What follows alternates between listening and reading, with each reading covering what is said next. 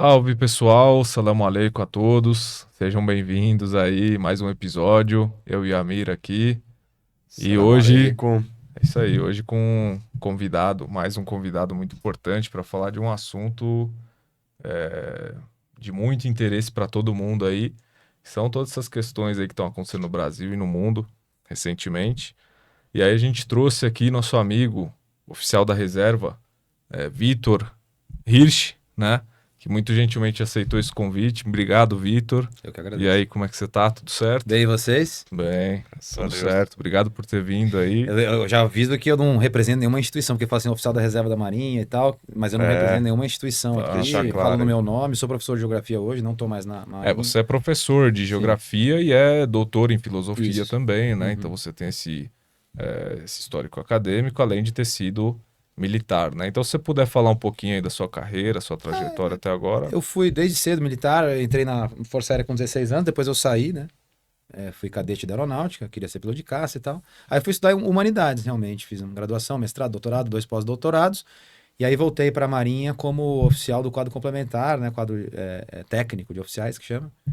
O pessoal conhece o comandante Farinazo, é o mesmo quadro Pô, dele. trouxemos aqui também. Então, e é o quadro que todo mundo no caso eu era professor, mas se você Grande outras Farinazo. áreas, você vai para o quadro técnico. E aí tive essa experiência com outra Força Armada, né? Mas na verdade sempre estudei, sempre me interessei, desde que eu sentei, primeira vez lá como aluno da Escola Preparatória de Cadetes do Ar, que eu vesti a fada da Força Aérea pela primeira vez. Sentei e entrou lá o Major Eduardo Vale, que hoje é coronel, e é um cara que é interessante até de chamar.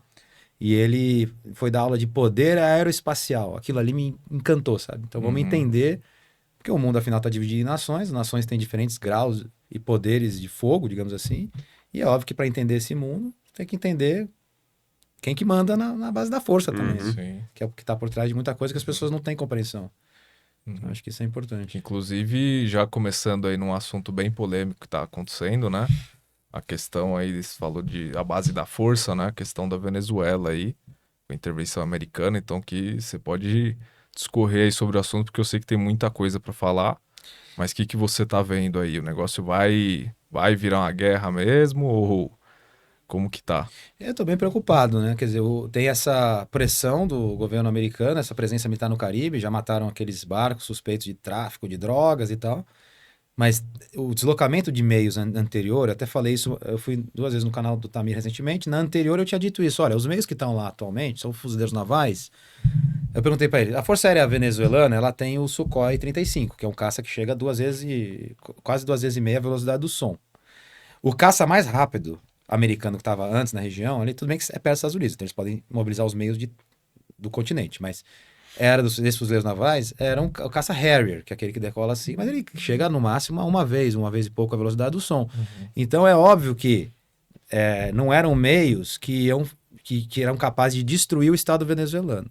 Agora, com o deslocamento de vários cruzadores que lançam Tomahawk, que são aqueles mísseis até que lançaram contra o Irã agora, junto com aquele ataque do avião invisível, né? É um míssil antigo, que até a Ucrânia está pedindo e o Trump não quer dar, mas enfim, é um míssil muito eficaz. Então, navios que lançam Tomahawk. O porta-aviões, né, que está indo para lá, que saiu do Oriente Médio e chegou lá, com 100 aeronaves e tal. Porta-aviões, aí já acabou, né? Aí já começa a ver que já tem meios para lá para destruir o Estado venezuelano, né? Já é uma declaração de guerra. Isso não é à Não é uma toa. declaração de guerra. É assim, existe essa pressão. Eu acho ainda, falei no Tamir, ainda continuo achando, que o objetivo dos Estados Unidos é de alguma forma derrubar o governo do Maduro. Tem a Maria Corina Machado, que é a concorrente, né? A oposição. Ganhou o prêmio Nobel, bizarramente, né? Não dá, assim, independente, você pode ser de esquerda, de direita. Você não dá o prêmio Nobel para uma mulher que o Trump retweetou lá, eu vou 50 milhões, cortar a cabeça do Maduro. É isso mesmo, embaixo.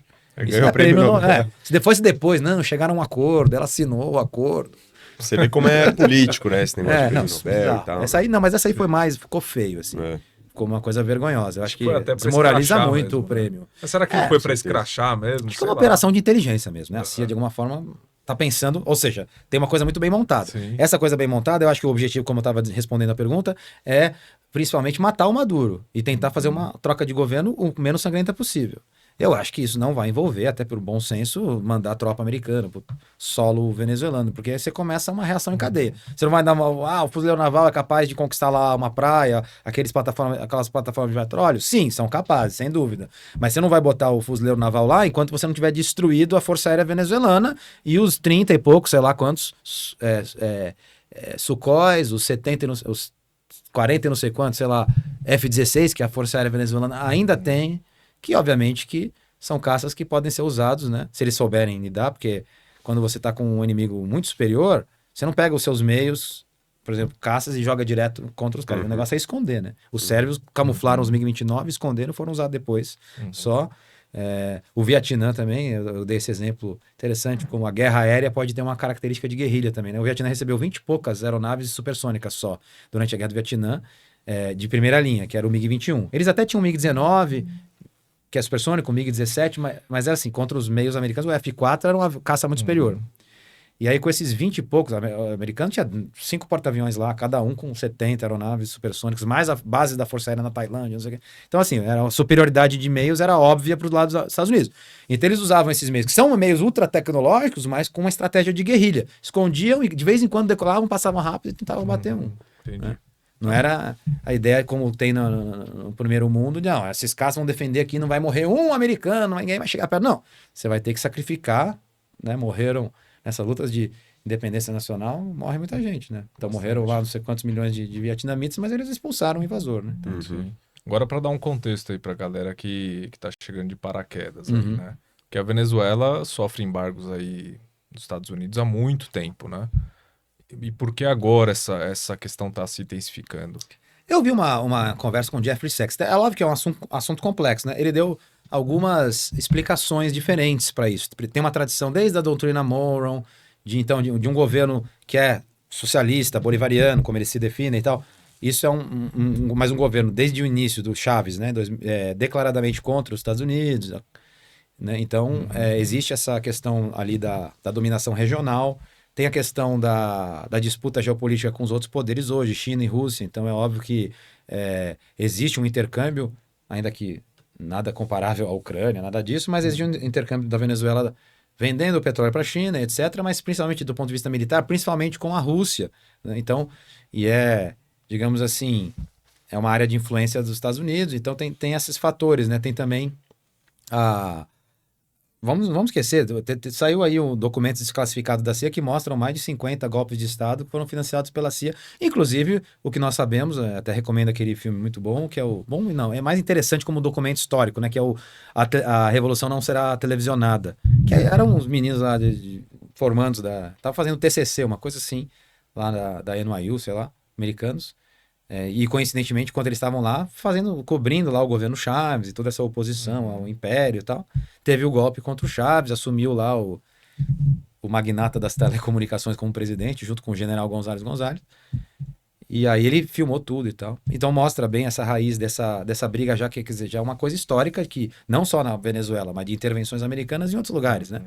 E tem essa crise humanitária, todas as sanções. Aí como eu falei lá no Tamir, para a esquerda, a culpa é porque os caras são comunistas, corruptos, traficantes, não sei o quê, e não sabem governar a Venezuela. Para a direita, perdão. Para a esquerda, o motivo é as sanções, como é que o país pode viver isolado.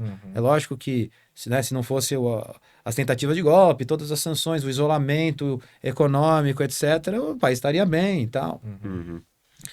Afinal de contas, o Chávez e o Maduro depois fizeram grandes reformas sociais. Tá? A Venezuela começou a comer 3 vezes por dia. Então fica essa guerra de... Assim, eu tenho a minha posição, mas a questão é, independente se é 10% as sanções, 90% a incompetência e enfim, ou vice-versa, independente do qual, né, tem coisas que são inegáveis, são a história, que é essa história de intervenção americana em vários países da América Latina e do mundo inteiro. Então tem coisas que não dá para negar, que aí já começa a virar uma coisa assim, certas premissas, e aí eu procuro mais me focar em coisas que não são controversas, para poder dialogar com o máximo de interlocutores possíveis. Não adianta você ficar na sua casinha, na sua posição ideológica, né? Sem se a gente pegar, por exemplo, essa acusação que o Trump fez, né, do Maduro ser ligado a organizações criminosas, cartéis de tráfico. Aí você vê, o dado objetivo é que não é a Venezuela a principal nem fonte, né, produtora, nem quem envia o maior número de drogas para os Estados Unidos. Não é. Então não tem como, isso é injustificável. Isso quem está falando é a direita americana. Se você acompanhar os blogueiros americanos de direita, o Tucker Carlson, o Judge Napolitano, todos eles estão falando isso. Então isso é o fato, entendeu? Sim. Agora...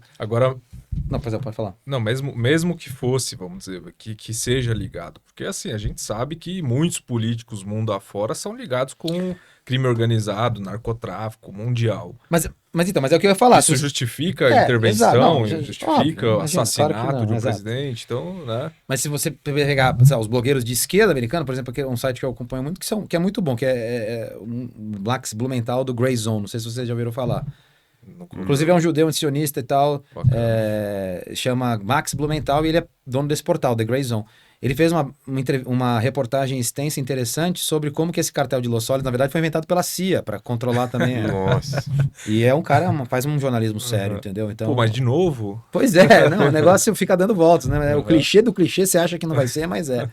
É bizarro. Assim. Todas as intervenções eles arrumam alguma desculpa, né? Então teve a questão do Gaddafi, que era uma ditadura, ele vai cometer um genocídio aqui e vamos pegar ele antes. Então eles acabam financiando organizações terroristas, né? E eles às vezes criam, não só arrumam uma desculpa, mas criam uma desculpa, né? Igual, por exemplo, o ISIS, né? Que eles mesmo criaram e tal. O Gaddafi, só uma coisa que ninguém, na época, não li em nenhum lugar isso, mas foi uma análise que eu fiz. Uma coisa que pesou também na questão da morte, do assassinato, né, do Gaddafi, foi porque, eu não sei se vocês lembram, mas o Brasil até estava pensando em comprar o Rafale, que era o caça francês. Tinha concorrência, o FX, depois foi para o FX2 e tal. O Lula até chegou a anunciar que era o Rafale, depois de uma reunião com o Sarkozy. E a FAB falou, pô, mas nossos estudos não querem, né? Não querem que esse não é o melhor caça para o Brasil e tal. Mas aí o Rafale, uma das críticas ao Rafale, e o Rafale, veja, custou muito caro para o Estado francês. Né? Porque a França tem essa coisa, vamos ser independentes dos Estados Unidos no equipamento militar. Então a Dassault, que é a empresa, fez o Rafale e tal, mas precisava vender, não é só se o único cliente for a Força Aérea Francesa e a Marinha, isso prejudica, né? Aí estavam tentando vender para a Índia, acabaram vendendo, mas estavam tentando vender para outros países do Oriente Médio e tal. E uma das críticas era que o Rafale não era testado em combate. Os caras foram lá, opa, pronto, deixa aqui, deixa comigo. O ataque aéreo. Só testar, então... Então isso mudou, salvou bilhões de investimentos do Estado francês, né? Não, assim, tem esse óbvio que não precisava de um Rafale ali para, entendeu? Aquele ataque... Mas eles ainda fizeram questão de... E pesou, com certeza, o lobismo, o interesse econômico por trás, entendeu? Você vê, os caras tratam o resto do mundo como lixo, né, cara? E não querem reação depois. Certeza. E voltando para essa questão da Venezuela, né? O negócio está esquentando de fato, né? O que você acha que o papel ali do Brasil, principalmente... Os países da América do Sul, né? E da Rússia também, eu queria ter essa curiosidade. Parece que a Rússia tem também uma relação muito próxima, né? Da Rússia, é o que eu falei lá no também. Assim, nem a Rússia nem a China, assim, também as pessoas também têm que separar. O que é a propaganda norte-americana de, ai meu Deus, a China está produzindo não sei quantos navios, vamos explodir o mundo, né? E a Rússia quer dominar a Europa. Confundir isso aí é tudo para justificar o roubo ao contribuinte americano, que vai ter que pagar mais imposto para sustentar essa máquina de guerra, que é muito superior a qualquer outra que existe. Em segundo lugar, na hierarquia de poderes militares, você tem a Rússia, em terceiro lugar, você tem a China, por várias metodologias diferentes você chega a essa hierarquia, mas a Rússia e a China não chegam aos pés dos Estados Unidos, então não tem capilaridade para salvar a Venezuela, nenhum nem outro. O que vai ter, é óbvio, pode ter um apoio diplomático, apoio até mesmo de inteligência, se tiver alguma, apoio logístico e tal. Cuba está mais perto, então é de longe já a relação da inteligência cubana e o auxílio. Afinal de contas, Cuba também está há 60 anos sob bloqueio e conseguiu sobreviver ao regime, né? Depois de tentativas de invasão, Baía dos Porcos, depois de não sei quantas tentativas assumidas e provadas em documentos da CIA de assassinato do Fidel Castro. Então... tem essa rede de apoio, mas ela é muito limitada. Ninguém vai mandar tropa. E os meios que estão lá são... Mesmo que a China e a Rússia juntas quisessem, não tem como. Tapora é próximo do continente americano, teria como deslocar mais meios muito rápido. Tem 10 mil soldados do exército, parece, em prontidão, e mais os fuzileiros navais, que deve ser uns 8 mil concentrados lá. Então, assim, é suficiente para tomar um país do tamanho da Venezuela? Tomar o país? Não. É suficiente para tomar Caracas? Improvável, eu diria. Não acho que teria que ter mais meios para tomar a capital.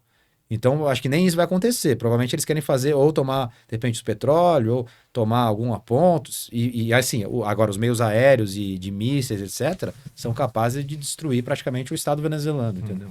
Esse que é o mais Agora, preocupante. o objetivo, vamos dizer, é uma troca de regime, uma mudança de regime do Maduro.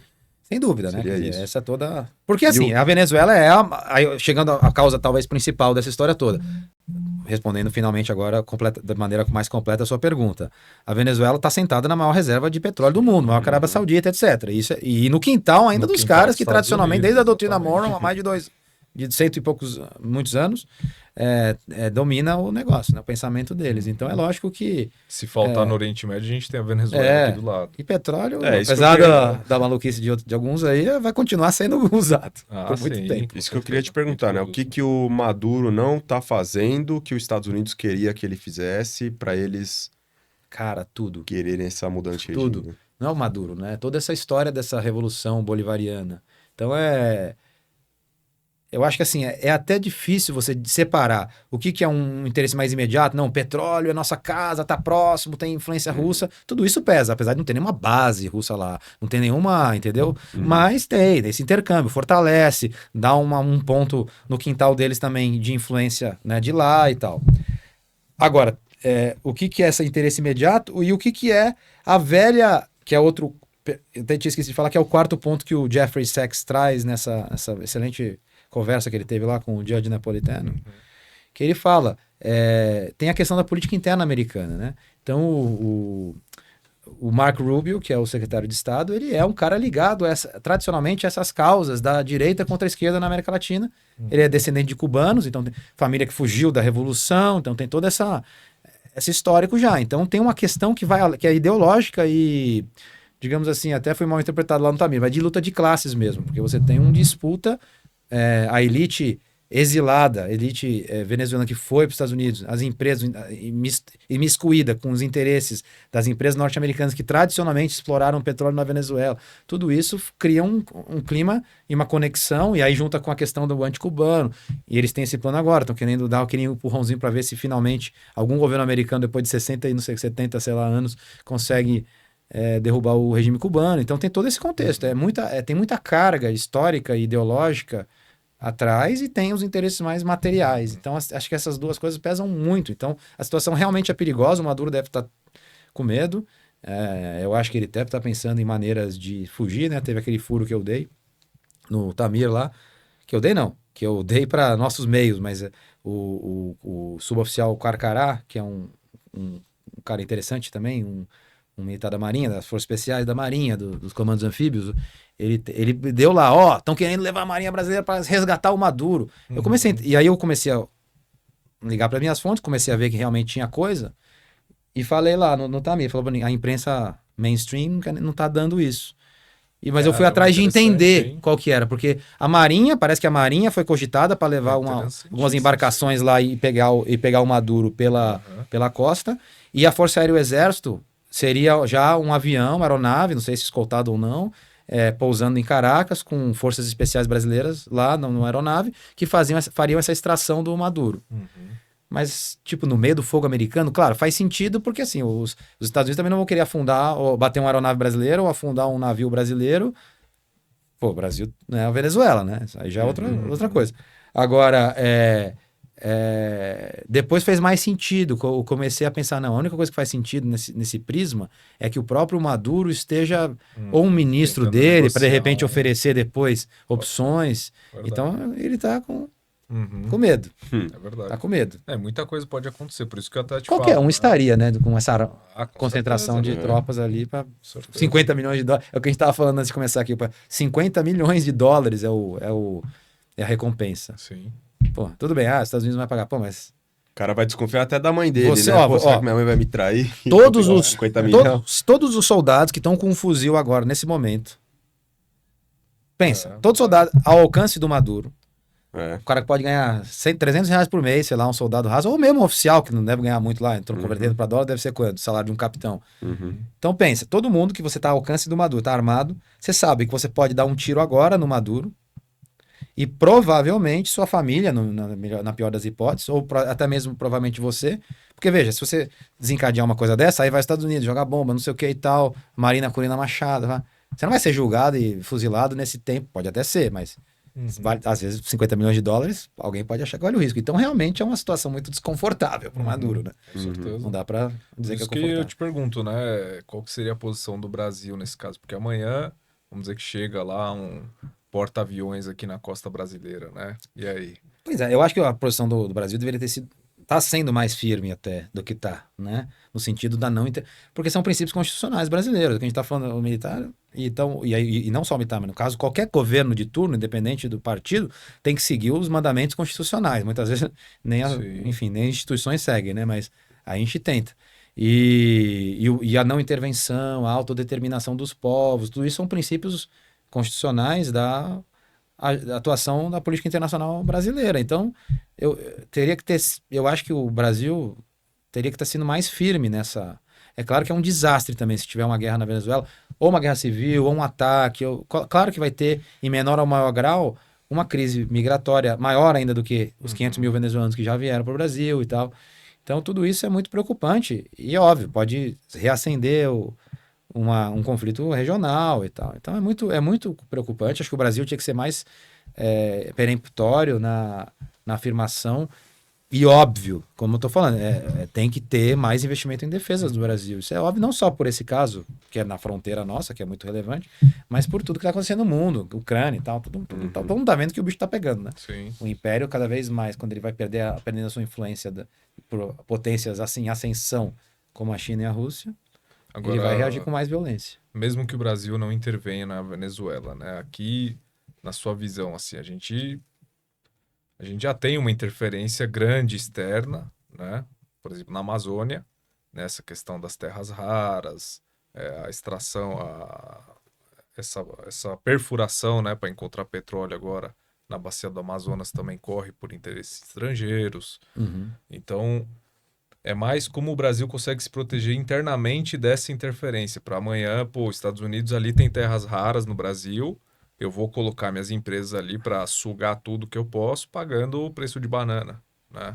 Então, mais nesse sentido, o que o Brasil poderia fazer com política para que se respeite essa soberania nacional, que é, assim, na cabeça do povo, de algum povo, pelo menos venezuelano, que seja, é a vontade também que a Venezuela tenha sua soberania nacional, né? Não pode vir um país estrangeiro aqui querer bloquear, querer embargar tudo por meio da força. Cara, eu me lembrei até de você falando isso, de uma entrevista interessante que eu vi com o Breno Altman, que tinha acabado de chegar da Venezuela, recente a entrevista. E ele ficava sempre no mesmo hotel e o cara, um dos atendentes do hotel, ele sabia que o cara era anti-governo, né? Porque, afinal de contas, você pode votar lá e tá na posição. E o cara falava sempre contra o Chávez, contra o Maduro e tal. E da última vez que o Breno foi, o cara tinha se alistado nas milícias pra defender o país, porra, das milícias bolivarianas e tal. Aí o Breno falou, o que aconteceu? Ele falou, com la pátria não se juega. Com a pátria não se brinca, mano. Pô, não é, aí não é mais, é que nem nós. Eu espero de todo brasileiro, independente se é Bolsonaro, Lula, se invadirem amanhã o Brasil, Exato. pô, tá todo mundo junto, não tem essa, pô. Né? Então, os caras estão brincando com uma força também que é difícil de calcular. Por isso que é a loucura toda, entendeu? É uma situação muito explosiva. E quanto mais um lado se envolver, mais o outro pode reagir e isso pode ter realmente repercussões incalculáveis. É uma coisa muito séria. Mas a sua pergunta era mais no sentido...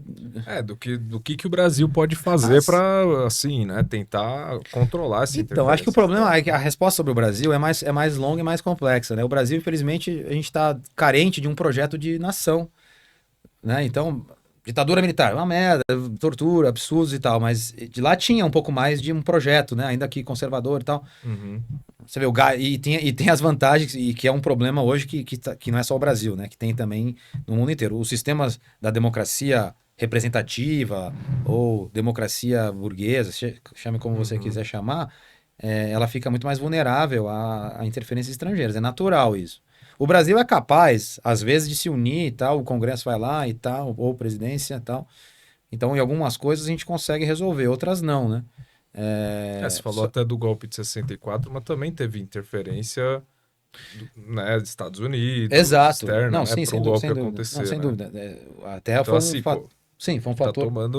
tomando pedrada aí faz tempo já. É um fator né? de dissuasão até parecido com o que está sendo usado pela Venezuela, porque meu avô, pra vocês terem uma ideia, ele era sargento da aeronáutica. Uhum. E os sargentos, não sei se você sabe, até tomaram o STF antes do golpe de 64, né? Foi uma das Foi em quebras de hierarquia. 63, não foi? É, acho que até 64 já que foi no começo do Tá. ano, antes de março. E aí eles tomaram o STF, fizeram reféns dos ministros lá e tal. Então tinha uma coisa muito, né, um movimento muito forte, janguista dos sargentos. E aí uma das coisas que dissuadiu esse poder foi justamente a sétima frota americana, tá? E esses boatos que eram meio verdades, né? Tem que ter aquele filme sobre a ditadura, como é que é o nome? Que fala sobre isso mesmo, eu esqueci. Mas é um documentário que saiu há uns anos atrás, que mostra bem os documentos da CIA e tal. Realmente, o Kennedy tinha autorizado mesmo a mandar tropa, não sei se ia entrar em combate, mas só a pressão de se ter uma frota vindo e tal é uma coisa que dissuade muita gente. Então o Brasil já sofreu pressões parecidas, mas o Brasil está muito era mais amadurecido, Sim. né? Vamos lá. Quando os caras deram o golpe em 64, a gente era a 40ª, não sei o que, economia do mundo. Quando a gente saiu da ditadura militar, como a 8ª economia do mundo. Então é outro nível também de importância. Isso tem que se considerar também. Hoje o Brasil tem... Agora, não tem um projeto. Tinha que ter um projeto que, independente do governo do turno, fosse seguido, né? A Constituição é um certo projeto, num certo sentido, mas às vezes nem a Constituição está sendo seguida, né? Mas, então teria que ter uma brasileira para cima de uma questão do governo do turno, das aliançazinhas pequenas. Mas é difícil. Certo. Isso em tudo, né? Para a gente ficar um pouco mais imune a essa interferência externa, que a gente é muito suscetível mesmo. E ela vem, claro, por meio de ONGs e tal. Não quer dizer que toda ONG seja errada, mas é óbvio que as organizações não governamentais são uma das maneiras que o serviço de inteligência de diferentes países dispõe para interferir na política do outro e na sociedade civil, né? Então, é óbvio que isso tem que ficar atento, tem que ser, enfim... Se você tem um projeto de país que explique como é que você vai controlar, supervisionar isso, aí tudo bem. Se você não tem, você está na refém. E não é só o Brasil, não, são vários países. E não só ONGs, né? Mas você vê a mídia, né? Se a gente falar o papel da mídia em 64, foi praticamente cúmplice do golpe, né? Totalmente. E é esse espantalho que está acontecendo na Venezuela, é o perigo comunista, né? Que na verdade, uma desculpa, né? Para colocar em prática essas intervenções, tudo isso que aconteceu em 64 aqui no Brasil também. Pois é, a mídia tava... Por isso que, assim, e o golpe de Bolsonaro, não sei se ele tentou ou não, isso aí é a justiça que vai dizer que sim ou não e tal, quando sairiam os embargos de declaração. Eu já disse. Mas assim, tem que sair os embargos de declaração, né? Foi transitado e julgado. Mas assim, é lógico que ele não ia conseguir. Eu dei uma palestra na Unicamp, no grupo lá do Plínio de Arruda Sampaio, o professor da Unicamp, falando isso 4 anos antes, falando, é impossível. Mesmo se tudo acontecer, se ele conseguir emplacar uma narrativa de urna, não sei o quê, os generais não vão fazer. Eu conheço os caras. Não vão fazer, é impossível. Um ou outro pode ir lá, mas vai durar 2 horas e vai ser ridículo. Por isso que ele não vai fazer também, porque não quer passar o papel de ridículo. Entendeu? Eu sabia, tinha certeza absoluta que era impossível. Técnica. Falei isso em vários lugares, mas todo mundo, ai meu Deus. Eu vi você falando isso no Tamir, do estabelecimento militar, né? Isso é muito interessante que você trouxe, porque a gente que conhece um pouco, né, do militarismo, eu particularmente, né, das Forças Armadas brasileiras e tal, você vê que a cabeça da cultura das Forças Armadas em especial é de defesa da Constituição, de defesa da soberania nacional. Você mesmo falou isso agora, de que não vai participar de golpe, não vai participar de nada que seja antidemocrático, né? E isso eu acho que inclusive até por conta depois da redemocratização do Brasil e tal, né? E... É engraçado, só, não sei se vale a pena abrir um parênteses aqui, coisa que vocês Não, cortam fica à depois. vontade. Mas uma reflexão que eu tenho tido, que é muito, muito impopular também, mas eu continuo tentando explicar porque acho que ela é relevante. Tem toda essa discussão do artigo 142 lá. Sim. Se você acompanhou provavelmente na época, que é o artigo que fala sobre as Forças Armadas e tal. E que é o artigo que o próprio Bolsonaro tinha ameaçado usar, né, para uma intervenção militar. É o artigo supostamente. E aí veio o Ives Granda Martins, vocês são da área, então vocês conhecem, dizendo, não, fez um parecer e tal, não é... E ele não disse, eu li o parecer, não disse que é poder moderador, mas toda essa discussão se as Forças Armadas são poder moderador, não. E assim, é óbvio que não é poder moderador, porque não é nem poder. Então assim, aí o Supremo Tribunal Federal passou uma decisão judicial dizendo que as Forças Armadas... Olha que coisa ridícula, não tem nada a ver isso, porque, primeiro, tá errada a decisão dos... Porque assim, o que é o artigo 142?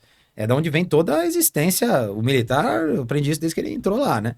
Então ele diz, as Forças Armadas são constituídas pela Marinha, pelo Exército e pela Aeronáutica, são instituições nacionais, regulares e permanentes, sob a autoridade suprema do Presidente da República, sob a hierarquia e disciplina, né?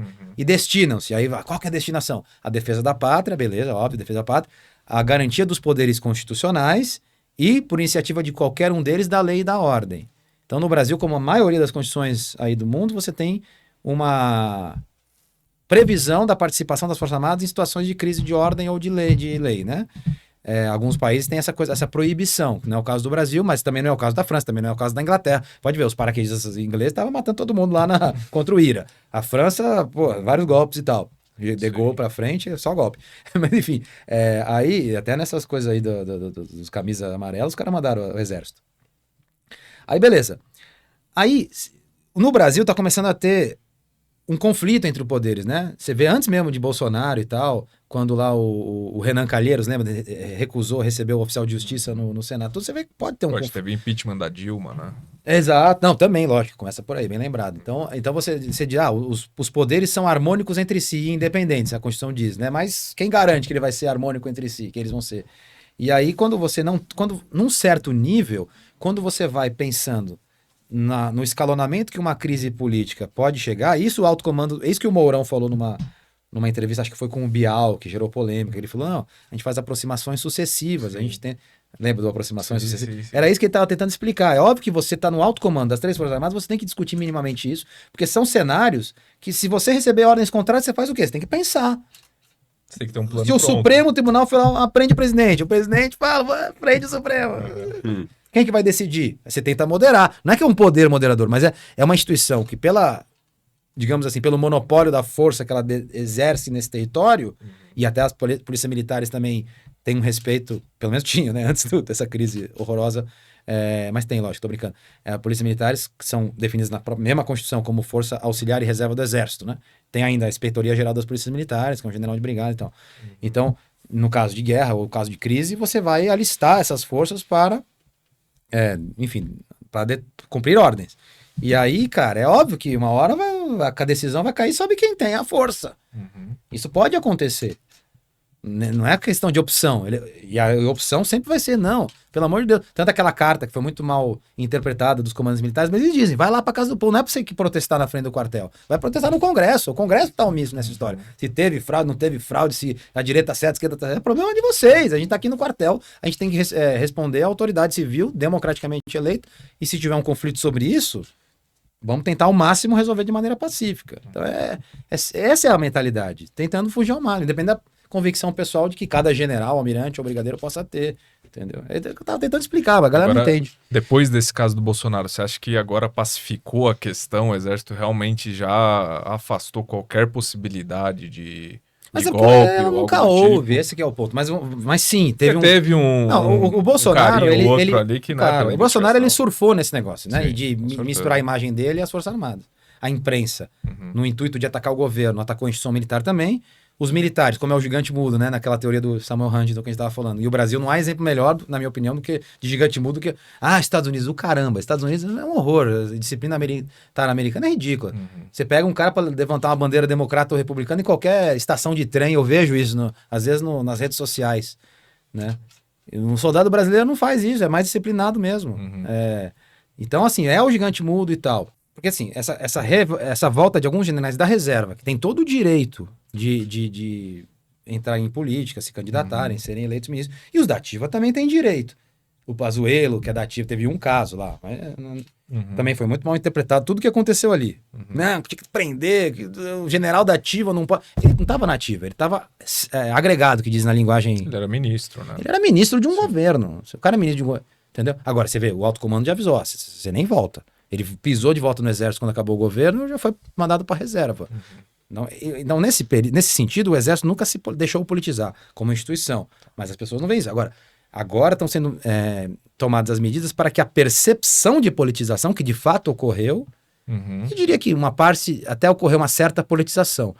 Mas é que você teve um presidente da República acusando de fraude, teve uma situação muito polarizante no país. Então você teve o episódio, talvez, de indisciplina único, talvez, que você tenha encontrado nas Forças Armadas, tenha sido, não sei se você lembra, aquela carta dos oficiais superiores da ativa.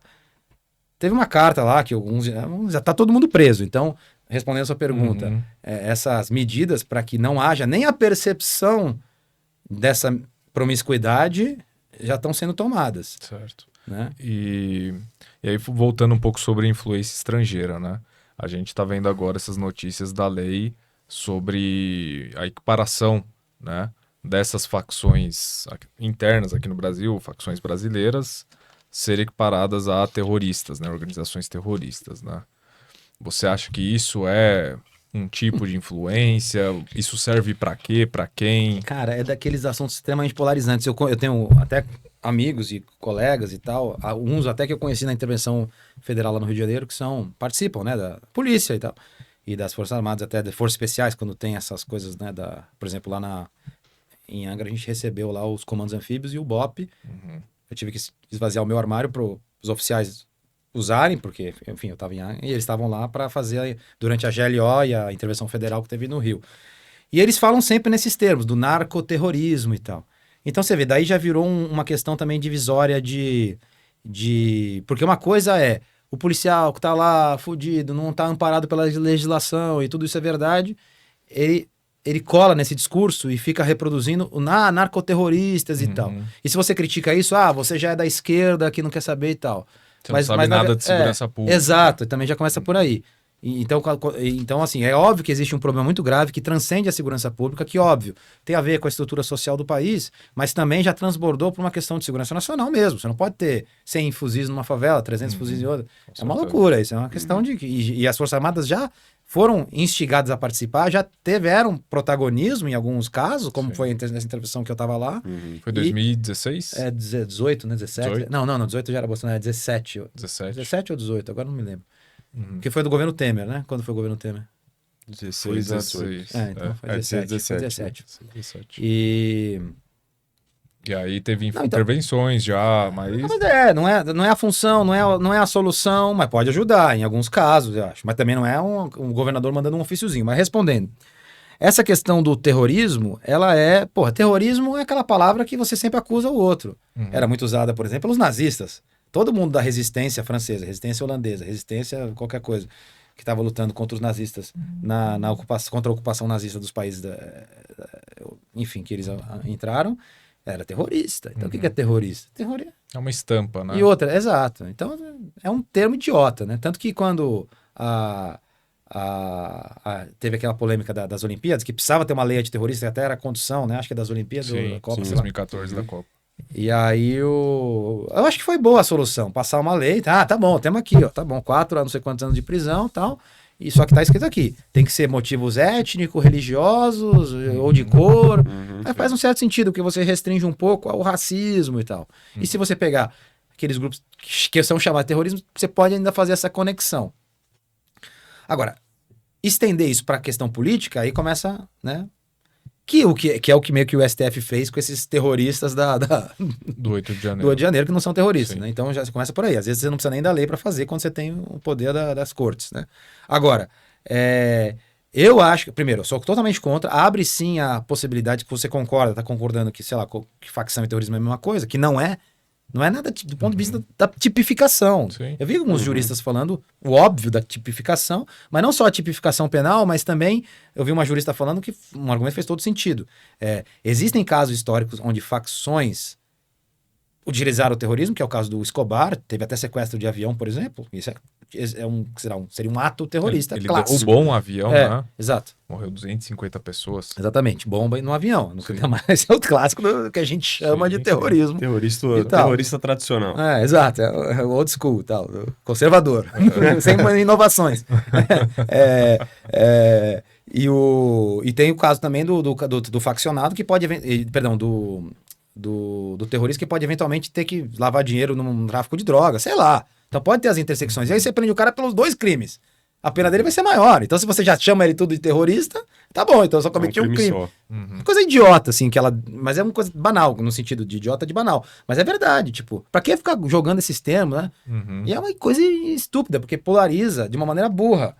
Entendeu? Aí você tem que explicar pra uma pessoa que tá lá, às vezes, na linha de frente, tá nesse combate, narcoterrorista. Por quê? Porque, na verdade, só os políticos de direita estavam falando alguma coisa que fazia sentido pra ele antes e já com um papo de narcoterrorista. Então é complicada a É questão. mais uma campanha eleitoral. Exato. chamar de Mas não terrorista, pode uma legislação tão séria, um problema tão sério no país, como eu falei, não tem projeto de país. Você ficar à mercê dessas pequenez E políticas. na prática, né, não ajuda a combater essas facções, que é o que importa, né? Você combater essas facções criminosas que estão dominando o Brasil. Exato. Então você não ajuda. E assim, para qualquer um que dá uma estudada, dá uma pesquisada, uma refletida, que hoje é raro, você vê que são políticos que estão querendo entregar, vamos dizer, de bandeja ali uma possibilidade de uma intervenção externa, né? Então, Assim, exatamente. Esse é um problema grave. O governo do Rio mandou um telégrafo pro consulado americano dizendo: você é um terrorista mesmo, a gente concorda, apesar do governo. Primeiro, não é, relações internacionais é privativo do governo federal, é óbvio, né? Agora, o problema é que no mesmo contexto, os caras estão falando que tem uma armada gigante lá com Tomahawk, porta-aviões, para matar o presidente da república de um país vizinho, pro mais ditador, sanguinário, que você possa achar que ele é, né? É um cara que foi lá, que é o presidente do país vizinho, porra. E aí, com essa desculpa, chefe do cartel do Los Soles, não sei. Narcoterrorismo de novo, Então, né? porra, calma aí, né? É óbvio que tem uma relação. Agora, é lógico, assim, o Brasil é muito mais soberano, no certo sentido, maior, muito mais poderoso do que a Venezuela. Então, mas é lógico que você não pode abrir esse flanco para esse tipo de argumentação, né? Abrir brecha, né? Pra vir o exército americano amanhã investigar lá o que tá acontecendo. não, pô, os caras estão fazendo a mesma coisa no nosso vizinho. E aí você quer dar motivo para ele vir aqui fazer também, entendeu? Mas a gente correlato com isso. O Brasil nunca teve base militar americana, nunca teve aqui. Não existe isso. É uma política de Estado brasileira. Aí quando o governo Bolsonaro ameaçou pensar em que sempre tem a proposta, o assédio, pegar uma partezinha da Amazônia e tal. E a gente dá dinheiro, dá equipamento, tá tudo. Mas os generais, não foi a esquerda, né? O general você tá louco, isso aí tá fora de cogitação. Então, o Brasil também. Agora, operações da CIA, óbvio que tem aqui, como tem em qualquer lugar do mundo, aí é secreto. E é lógico que essa desculpa de terrorismo, a questão é essa, a pessoa que não entende. Com a desculpa de terrorismo, o presidente se sente, qualquer presidente, democrata ou republicano, se sente à vontade para dar uma canetada e mandar fazer a operação da CIA aqui. É óbvio que vulnerabiliza ainda mais do que já somos vulneráveis. Cara, você trouxe um ponto de vista sobre as Forças Armadas brasileiras que eu nunca tinha pensado, assim, porque o que você mais ouve do brasileiro é a crítica à Forças Armadas. Vai pintar rodapé, não sei o quê. E aí você vê que, pô, os caras estão fazendo um baita de um trabalho aí para resguardar a nossa soberania nacional, né? Tipo, essa perspectiva, acho que o brasileiro mesmo não entende muito isso. Não, é difícil de entender. Mas eu, pelo menos, não tenho grandes pretensões na vida. Sou professor, tenho meu empreguinho satisfatório. Eu nunca, assim, a minha ideia é tentar passar algumas coisas que são às vezes mais difíceis de entender, como alguém que viveu, que pensou muito sobre isso. E, tipo, de fora, pelos clichês, você não enxerga, né? É engraçado isso, porque as Forças Armadas eram a instituição com maior credibilidade antes do governo Bolsonaro. E aí acho que era uma credibilidade, bons tempos, viu? Que transcendia a questão até da esfera política. Por quê? Porque também são instituições, com certeza a instituição do governo federal com maior capilaridade no Brasil. Qualquer estado você pode servir as Forças Armadas, tem que se alistar com 18 anos, muita gente serve. Aí, um exemplo que eu gosto de dar, que é bem, assim, não é polêmica a palavra, é um exemplo inusitado. Eu servi em 2 Forças Armadas em quartéis diferentes, né? Então, e a gente sempre recebe lá o pessoal oriundo do serviço militar obrigatório. Aí tem toda essa discussão sobre gay nas Forças Armadas, os americanos estão regredindo nisso aí e tal, o Trump está, né, voltando a expulsar. No Brasil, nunca houve, tem a proibição de transar, de fazer sexo dentro da área sujeita à administração militar. Está no Código Penal Militar. O que é para homem e para mulher. Exato, né? independente se é homossexual ou não a relação, como diz a lei lá. Mas o que a gente via muito nas Forças Armadas é que era muito comum o menino lá, gay, que ia servir o exército, com 18 anos, ou a marinha, ou a aeronáutica, ele ser assumido no quartel, ou seja, no quartel todo mundo sabia da identidade sexual dele, e enrustido na cidade. Porque é um braço de republicanismo que chega no... Às vezes numa cidade pequena. Então, com um cumprimento fiel, canino à lei, à legislação, à Constituição, principalmente, que instituições como o Congresso, o STF, etc., não cumprem. Então, por isso que eu falei durante essa crise toda, vão cumprir a Constituição até o final. Conheço. Porque é assim que nós vivemos nas Forças Armadas, entendeu? E aí, isso traz para uma... Então, a instituição era muito benquista, pela esquerda e pela direita, digamos assim. E aí, durante o governo Bolsonaro, com essa coisa dele colar a imagem, queimou com a esquerda. Tem a herança da ditadura, mas isso já estava muito distante, já estava bem superado, né? E aí depois, com essa coisa do... Até o Mourão falou isso naquele... Não sei se você lembra, o Bolsonaro pegou o avião, fugiu para Orlando, sei lá, Miami, e o Mourão virou presidente da República. E dia 31 à noite, eu lembro, agora vai vir o golpe do Bolsonaro, né? Todo mundo ligou a TV lá, o Mourão... pronunciamento oficial, falou, a esquerda, uns vão acusar as Forças Armadas de não ter dado golpe, outros de ter tentado o golpe. Nenhum dos dois, entendeu? E aí, é isso. Aí hoje, se você vê as pesquisas de opinião, isso é engraçado, isso mexe de alguma forma com os generais, almirantes e brigadeiros. A ideia agora é ter essa percepção de seriedade para resgatar digamos assim, essa imagem mais unânime, que é importante até para a defesa nacional, a população ter confiança na instituição militar. Mais um motivo para você não misturar com segurança pública, a não ser que seja um caso de extrema necessidade e tal. Mas é óbvio que não é uma solução sustentável. Nem faz sentido, até economicamente, um deslocamento de tropas, que é uma coisa muito mais cara, que se for uma guerra de Estado contra Estado, você bota tudo, pede dinheiro pro chinês e tal, e foda-se, né? Os Estados Unidos está aí chegando. Agora, para o dia a dia, não faz sentido, né, cara? Tanque, não sei o quê, para invadir comunidade, não faz sentido. Acho que é como você falou, né? Ficou provado isso por conta dessa questão do Bolsonaro, que não conseguiu o êxito aí no golpe que ele queria, justamente porque as Forças Armadas não compraram, não foram atrás, né? Diferentemente, talvez, da cultura de algumas polícias militares, né? Que eu vejo que tem uma influência política de governo mesmo muito mais forte, né, do que as Forças Armadas. Então, eu pego, por exemplo, a Polícia Militar de São Paulo, né, na época do Bolsonaro, a cultura policial foi se moldando para essa direita ultra conservadora e ultra violenta também, né? E eu acho que existe essa perspectiva das polícias, até pela questão da diferença da função, talvez, né? O policial, ele lida diretamente com esse narcotraficante ou narcoterrorista, ele tem esse, né? Ele cai nesse discurso político talvez mais fácil que o cara das Forças Armadas, né? Cara, você já viu a quantidade de parlamentares que vão com uniforme de coronel, às vezes, ou sargento, da PM, que são eleitos e continuam usando o uniforme da PM? Exatamente. Assim, como a disciplina das polícias não é a mesma das Forças Armadas, houve mesmo essa, principalmente também pela política local, como você falou e tal, digamos, essa promiscuidade, né, que é um problema que eu acho que tem que ser... Ao mesmo tempo, as pessoas também têm que ter direito a serem votadas, democráticas. Sim, e tal. com certeza. Agora, eu acho que é importante que as Forças Armadas não tenham entrado nisso, como vários outros países da América Latina isso acontece, e do mundo, né? Graças a Deus, a gente... É isso, a Constituição de 88 foi um acordo nacional, e quem está em armas do Brasil, ali nas armas federais, ela sabe que segue esse acordo, é um acordo, pô. Então tem que, né? Senão também vira zona, você vai para um lado, outro para o outro, pode ter guerra civil. A polícia, ela está muito mais... aliás, é um trabalho ingrato, assim, não tô... às vezes eu falo isso, as pessoas interpretam mal. Não é a gente que... não tá criticando o policial. Exato, aqui, não é né? que, exato, não é o trabalhador, Sim, o cara lá. sim. Mas assim, até respondendo a sua pergunta, eu acho que esse é um dos motivos pelo qual eu sou contra a desmilitarização das polícias. Eu tenho vários motivos para ser contra.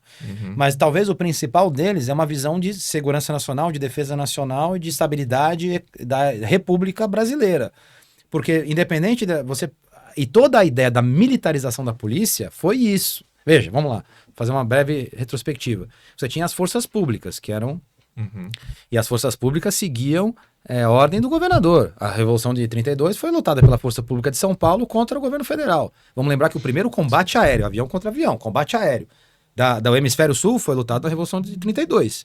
Até para a história militar mundial, você vê o nível de intensidade dessa guerra. Tinha trem blindado e tal. Brasileiro contra brasileiro. Né? Exato. Aí as constituições posteriores, 46, 67, etc., elas limitaram criaram as polícias. A polícia militar, na verdade, é uma desmilitarização da polícia. Por quê? Porque a polícia, como é militar, como ela é responsável pelo patrulhamento ostensivo, etc., é óbvio que, como vários outros órgãos, num caso de guerra, ela obviamente vai auxiliar. E ela pode auxiliar ainda melhor, porque ela já tem armas e tal. Não são armas de guerra, mas podem auxiliar, lógico, sem dúvida. Tem a prática ali, Exato, né? e podem ser armados com armas de guerra se necessário também, como reserva do exército, né? Por isso que é forças auxiliares e reserva do exército, que diz a Constituição. Uma resquício da ditadura. Isso tem nada a ver com ditadura, isso é como você pensa a Constituição Federal, a forma do Estado brasileiro para eventualidades que podem acontecer, né? E aí você tem até hoje, a Inspetoria Geral das Polícias Militares, que exerce uma espécie de controle. Então, a criação da Polícia Militar já é uma desmilitarização. O fim da força pública, a transformação da força pública. Aí começou, calibre máximo, 38, não sei, depois foi flexibilizado. Mas até hoje, por exemplo, o Exército não deu autorização à polícia para comprar blindados como os da Marinha. Sim. Dinheiro, o Estado do Rio de Janeiro tem para comprar, mas não... Vamos ter uma discussão nacional antes sobre o problema da segurança pública, antes de, joga blindado, metralhadora, canhão, míssil... Entendeu? Vamos com calma, né? Porque isso são armas que dizem respeito à defesa nacional e à segurança nacional. Então, existe essa má compreensão. E as polícias... Então, nesse sentido, eu nunca fiquei muito preocupado com essa... Eu acho que é um problema assim.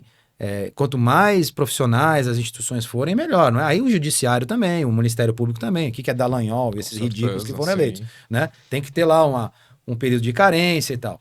Tem esse problema, tudo bem. Agora, as polícias militares, elas têm ainda um respeito, um controle, o Exército tem esse órgão oficial que faz a supervisão, então até é um dos indícios que se os militares, digamos, se tivesse uma coisa que nunca haveria, na minha opinião, mas se tivesse um consenso no alto comando das 3 Forças Armadas, sei lá, que o Bolsonaro deve ser o ditador, ou que o Bolsonaro tá certo, teve fraude, sei lá, e aí...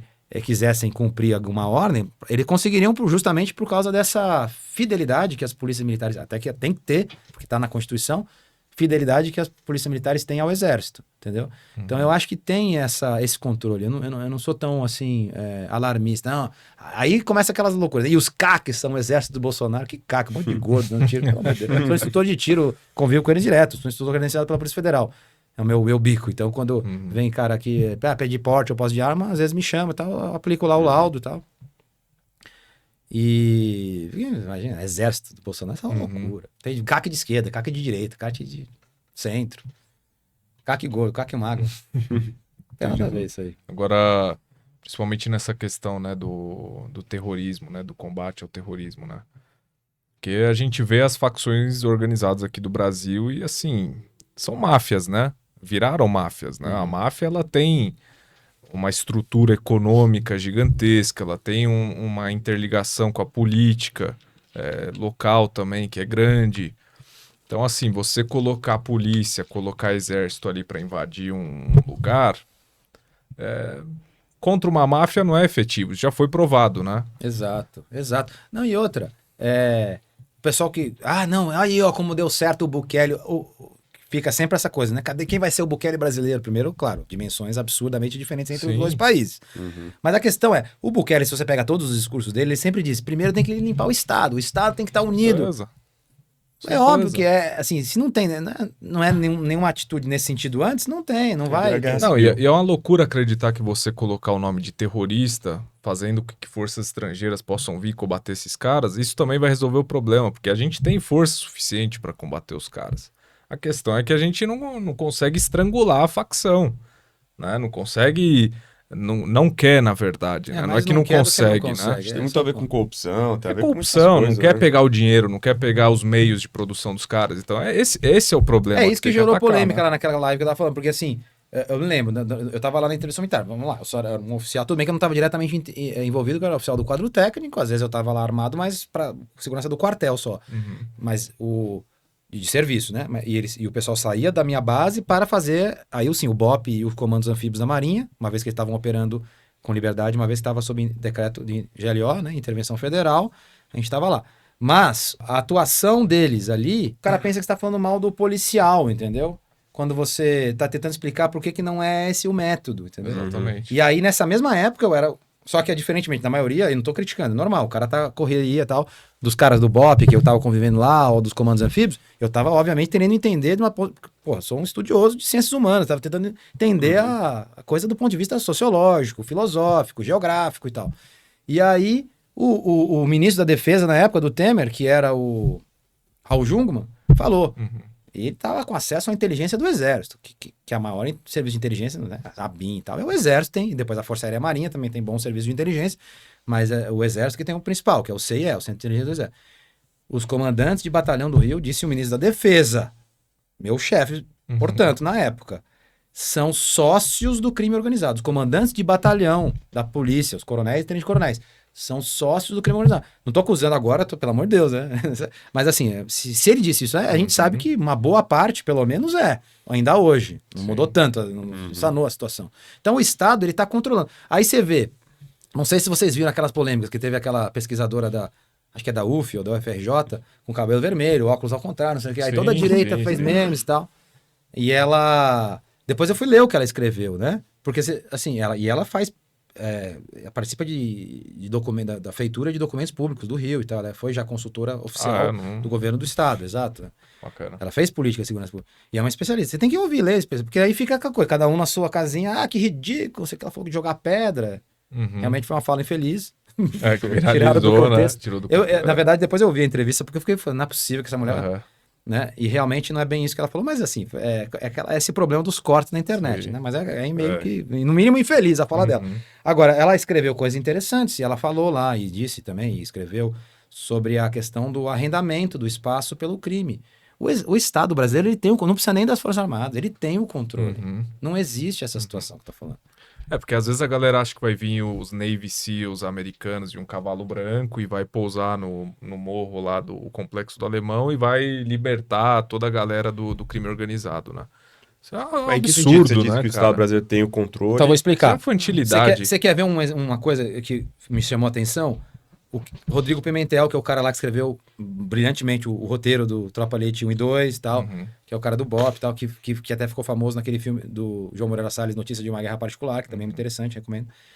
Aí, pô, é um cara que você vê, ele é um cara tem posições ponderadas muitas vezes, é um cara inteligentíssimo e tal, mas ele tende sempre a um lado e faz a política dele, né? Aí ele falou, não, esses facções é que nem o Hamas, é pior que o Hamas. Pô, o cara é especialista em guerra urbana. Foi oficial do BOP, entendeu? O Hamas, isso sim é uma coisa de dominação de território, porque por mais fraco que ele seja em comparação com Israel, né? Qual o armamento que ele tem? IED, explosivo improvisado, que explode um tanque Merkavah de 60 toneladas, porra. Não é um carinha que comprou lá. Não tô diminuindo, é uma merda. O fuzil, como diz o Mao Tse Tung, todo o poder emana do fuzil. O fuzil é uma arma, assim, de conquista de território e tal. Né? Então tem uns malucos lá de 16, 17 anos, magrinho e tal, chinelo. Um ou outro aprende a atirar com um ex-cara do exército que deu lá uma instrução. É um problema grave, gravíssimo de segurança pública, e pela quantidade de armas e tal, envolve até a segurança nacional, até pro já envolvimento das Forças Armadas. Mas não é a coisa de uma perda de território, não é a mesma coisa que as Farc, que o LN. O Hamas, inclusive, é um partido político, né? O Comando Vermelho ninguém se candidatou aí com... Exato, já tem essa foi eleito ninguém, de qualidade já, exato, de essência da proposta. Não é uma outra influência, pode ter tido lá na fundação, mas o objetivo é de dinheiro, não é político. Não tem uma máfia, né? A máfia, né? Propriamente. E a máfia, aí tem a milícia, tem um PCC, né? E tá mais ou menos envolvido com o Estado, cada facção e tal. É um horror, e né? aí o controle que você diz seria no sentido de que o Estado brasileiro, se quisesse, se os agentes do Estado brasileiro, por exemplo, o alto escalão da polícia e tal, quisesse acabar com o crime organizado, conseguiria. Veja bem, vamos lá, vamos olhar as coisas pelo que elas são, sem o sensacionalismo, né? A coisa espetacular. Como foi planejada essa operação, por isso que eu sou crítico também a ela na essência. Acho que eu peguei tanto o Pimentel quanto o outro cara do BOP na contradição. Porque, veja bem, não foi assim que chegou a Polícia Civil, 2.500 homens para operação, chegou a Polícia Civil, os caras expulsar, aí que tem o tal do muro do BOP, qualquer um que olhasse aquela coisa, que o muro do BOP ia ser um massacre. Tanto que o Batata, que é outro cara do BOP, falou: na Rocinha a gente fez a mesma coisa, mas não deixaram a gente passar os caras quando eles fugiram pela mata. Bom, então dessa vez deixaram. Então, porque eu avisei que ia ser um massacre. Porra, todo mundo sabe, entendeu? Então, assim, só que é impopular você falar isso. Aí, beleza. Mas, vamos lá. Então, esquece o BOP. Se não existisse o BOP, que já é uma coisa assim, é lamentável uma tropa de segurança pública existir nesse nível de agressividade, o BOP tá pronto para qualquer guerra aí. Os caras são muito agressivos, né? Do ponto de vista do combate, técnico, né? Experiência que eles têm, é impressionante. Mais que, tanto às vezes, soldado de guerra mesmo. Tanto que vários colegas meus, desde quando eu era cadete, o Sargento Florencio, que se estiver me assistindo, um abraço, ele treinava, ele era o especialista de guerrilha urbana das Forças Especiais, do Paraçada, me treinou no paraquedismo lá, quando eu estava na Academia da Força Aérea. E ele era o cara que ele subiu o morro com o BOP, para manter, digamos assim, atualizada a sua técnica de guerrilha urbana, de guerra urbana, né? Então, assim, os caras são foda. Mas assim, vamos supor que não existisse o BOP. Aí chegou lá a tropa da Civil. Só a tropa da Civil, junto com o batalhão de choque, que é da PM, não foi suficiente para expulsar os caras pra mata? E aí eles foram mortos pelo BOP na mata em confronto. Beleza, mas claro, confronto. Sei lá, enfim. Mas tudo bem. É o que a gente sabia que ia acontecer. Qualquer idiota que olha a operação sabe que é isso que vai acontecer. Vão morrer. E aí morreram dois. Os caras estavam só que estavam fugindo. Ou seja, o domínio do território. Olha só.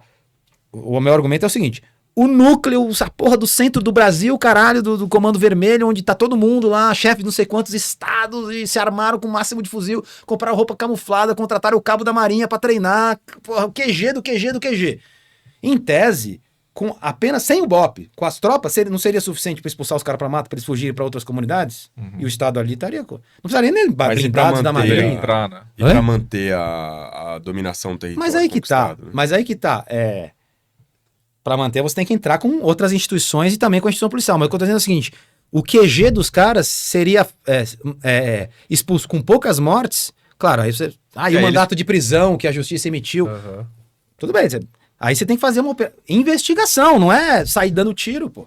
Aí você pega aí se o cara teve que fugir, o cara já tá fugido, já, concorda? O cara do Maceió vai voltar pra Maceió, o cara do sei lá da onde vai voltar pra onde. O outro vai tentar ir pra um hotelzinho no centro do Rio. Aí você faz investigação e prende o cara, sem ter tiro de fuzil pra todo lado, pô. É óbvio que tem que ser assim. Tipo assim, o que você quis dizer é que o objetivo ali era cumprir mandado de busca e apreensão. Não, isso era desculpa. Prisão, se possível. O objetivo era matar, não tem como fugir disso, porque tem o tal do muro do BOP. Então, mas digo, se não tivesse o muro do BOP, você disse que eles conseguiriam cumprir a missão, que seria os mandados de busca e apreensão. Não é bem isso que eu tô dizendo. Eu não sei como o governo do Rio vai cumprir o mandado de busca e apreensão. É uma questão super complexa, porque também não adianta a justiça emitir um mandado, não é essa a solução para a segurança pública. Tem que ter isso, mas tem que ter várias outras coisas. O que eu estou dizendo é, sem sequer o BOP, a instituição de segurança pública estadual é capaz de retomar um território com tranquilidade. É isso que eu estou dizendo. Não existe dominação de território. Existe o arrendamento. Quem que é o... Voltando à fala do Jungmann lá. Quem que é o cara que enfim, que é responsável? Como que as armas chegaram lá? Não é? Não brotou lá. O Estado transportou essa arma, ou autorizou, desde a propina na fronteira, até a propina na estrada, até chegar lá, entendeu? Ou no aeroporto internacional. Perfeito. Não, e vamos combinar, você é militar, já conheceu vários militares, eu também conheci vários.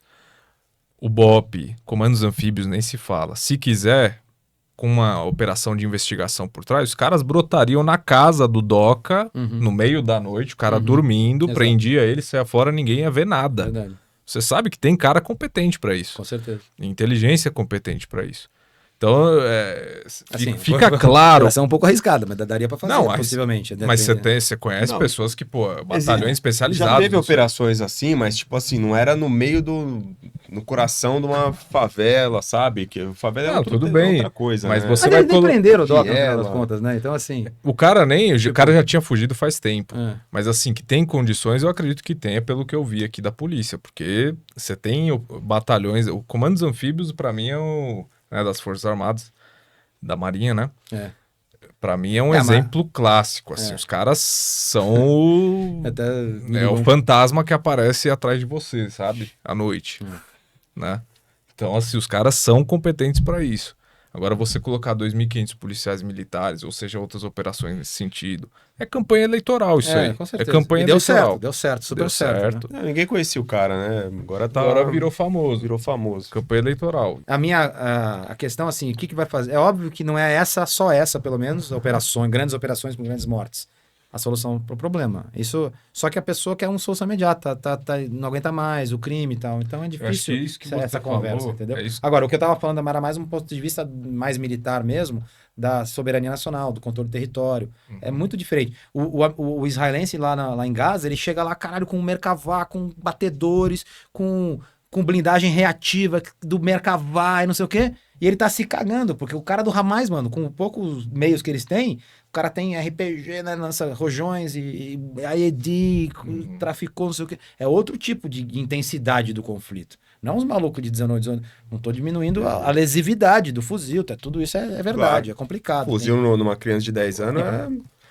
E pode ser que precise do emprego militar, mas um emprego Sim. muito mais inteligente como parte de um projeto para resolver a segurança pública que seja parte de um projeto de país maior, que é o que a gente estava conversando. Perfeito, acho que é isso que você falou. Não adianta só entrar polícia, né? Exato. Agora, Tem que entrar polícia, tem que entrar SUS, tem que entrar escola, tem que entrar tudo. Eu vou falar um negócio aqui. Não adianta deixar um posto policial ali e achar que o cara não vai se corromper para os 100 mil traficantes que estão tentando cooptar ele diariamente ali, né? Exato. Eu tinha amigos que davam aula no Rio em regiões carentes e eu dava aula no Colégio Naval, que como toda escola militar, o Colégio Naval recebe pessoas de diferentes classes sociais. Então, tem desde o cara da comunidade até o cara da comunidade controlada pela milícia, até o cara da Zona Sul, playboyzinho e tal. Tem todas as classes, né? Na escola de oficiais no Brasil.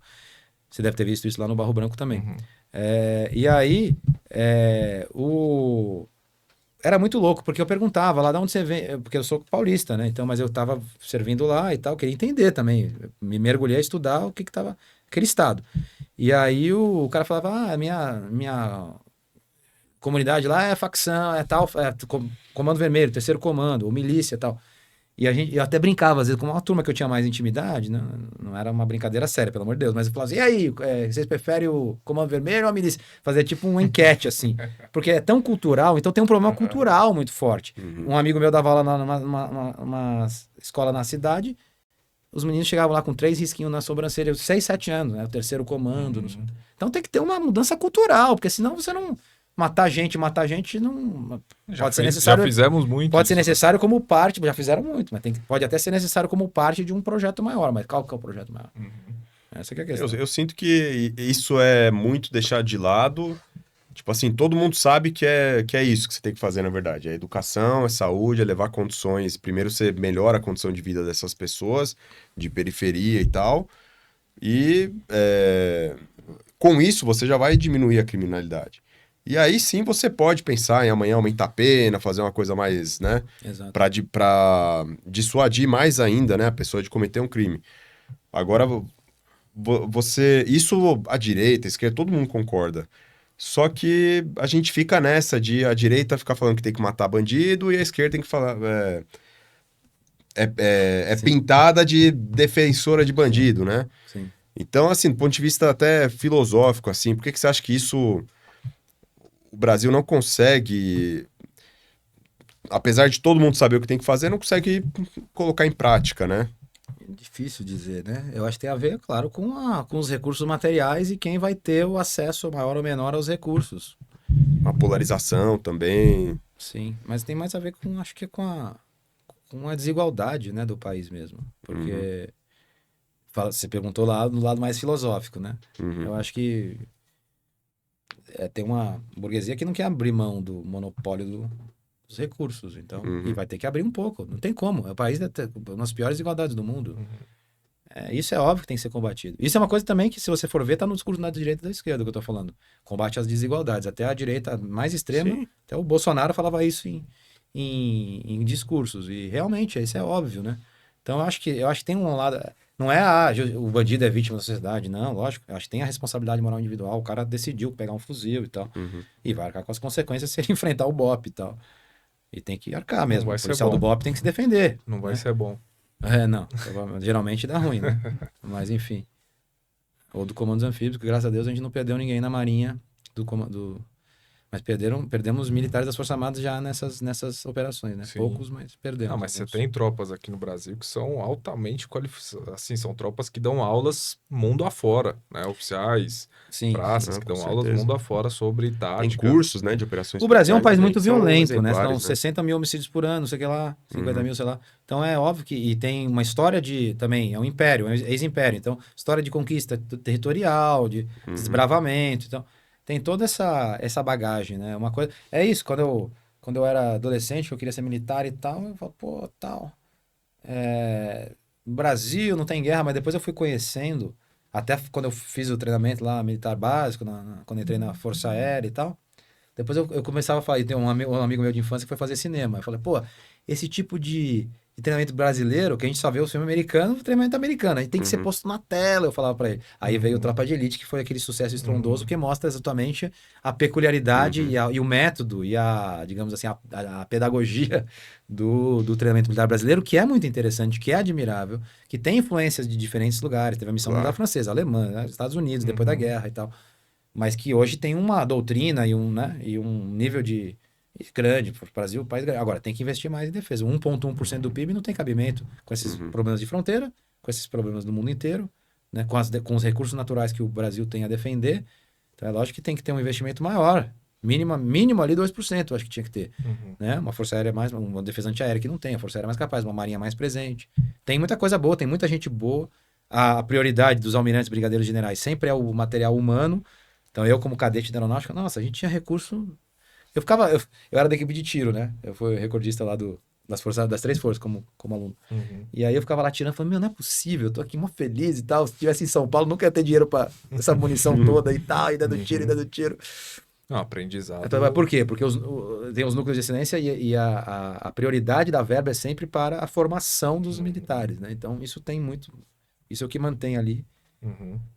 Agora a gente estava falando dessa questão que todo mundo quer diminuir desigualdade no Brasil, né? A questão é como. Então a gente vai pegar gente da direita, por exemplo, vai falar que não, tem que dar poder na mão do mercado, porque o mercado ele vai se autorregular, né? E vai todo mundo ganhar com isso, né? Essa é a ilusão que é vendida, né?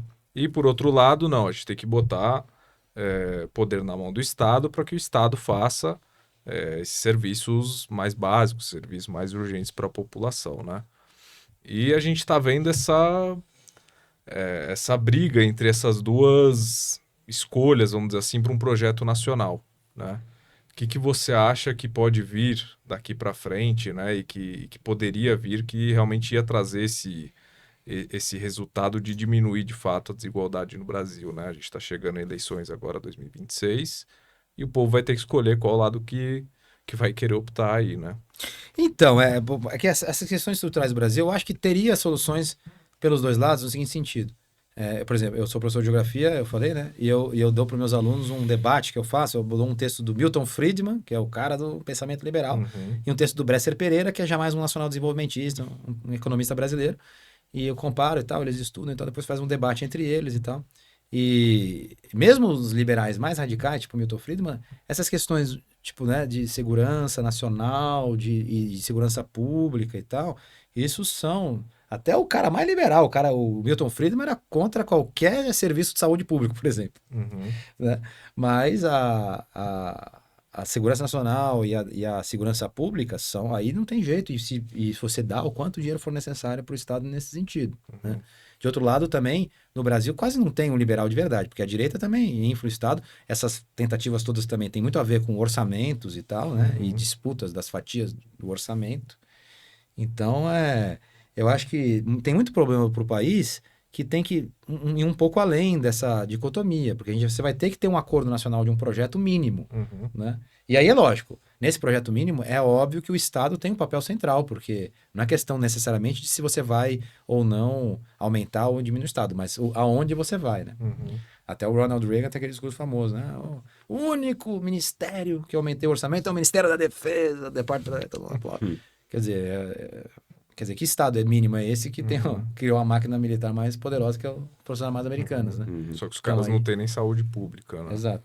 Por outro Tem aquele lado, meme que, não sei se vocês já viram, que toda hora tem uma porta-aviões, o quê? Aí, o Irã aprendendo por que nós não temos SUS e tal. É tipo isso. Eu tenho um amigo americano que a gente boa, o tipo Max, isso. que mora no Brasil há 8 anos, ele tem maior raiva disso. Eles europeus, a gente ficou defendendo esses europeus no pós-guerra, da Rússia, da União Soviética, e eu não tive saúde pública, não tive universidade, tive que pagar tudo. Acordar sobre a COP30, né? Essa Pode questão ser, da né? bacia do Amazonas Sim, também, da pode ser. exploração. O artigo que eu recomendo sobre o assunto é um site chamado Ação Amazônia, chama-se O Estranho Conceito Bacia da Foz. Veja, estudamos hidrografia, né, pelo menos no ensino médio. Bacia do Rio, a bacia do Rio Amazonas, bacia do Rio, tem a bacia do Rio e tem a foz do Rio, mas que negócio de bacia da foz? Você ia pensar, pô, mas que bacia da foz, né? E aí o raciocínio é esse, quer dizer, e até chegar para um amigo lá que é professor da Unicamp de Geografia e falar, e aí, que negócio? Aí eu também, pô, que estranho, né? Bacia da Foz. Realmente, deixa eu perguntar pro cara da. Aí eu falo, não, é geologia, porque não é bacia da Foz. Existe a bacia sedimentária. Ali na margem de um país litorânea, você tem as bacias sedimentares. Tem a bacia de Santos, por exemplo. Não chama Foz. Não chama nem bacia do Rio tal. Chama bacia de Santos. Faz referência a uma cidade. Então, o fato de aquilo, que aquilo ali chama bacia da Foz do Amazonas não significa que tenha nada a ver diretamente, em termos de distância, com a Foz do Amazonas. Está a 500 quilômetros da Foz do Amazonas. Quem vai para o Rio lá consegue até enxergar as plataformas lá, a 30, 40 quilômetros da Petrobras. No Rio de Janeiro. Se tiver um vazamento... Então, assim, acho que a questão está muito mal colocada, né? É um estranho conceito, mas é um conceito malandro, que está sendo super repetido na COP30. Bacia da Foz. Não existe Bacia da Foz. O nome completo seria Bacia da... Perdão, seria assim, a exploração fica na bacia sedimentar, que foi intitulada Bacia da Foz do Amazonas, por homenagem, podia ser chamada Bacia do Amapá, Bacia Sedimentar do Amapá, podia chamar Bacia Sedimentar do Amazonas, Bacia Sedimentar da Guiana, Bacia Sedimentar do norte do país, sei lá, podia ter qualquer nome. O cara que, eu até fui pesquisar lá, em 87, sei lá, que o cara que nomeou e tal, bacia, escolheu isso. Eu acho que ele nem sabia que ia ter esse uso malandro, né? Para associar, do jeito que fala, parece que você tá lá navegando bonitinho lá no Rio Amazonas, aí você tá saindo, como vai encontrar o oceano, aí bum, bate na plataforma da Petrobras, bacia da Foz. Você quer dizer que eles usaram esse nome para tentar afastar essa possibilidade de perfurar realmente? Não, isso tudo é uma disputa, é uma disputa política, né? Com certeza. Então eu acho que e agora o que é chocante é essa repetição de um conceito bizarro desse, sem reflexão.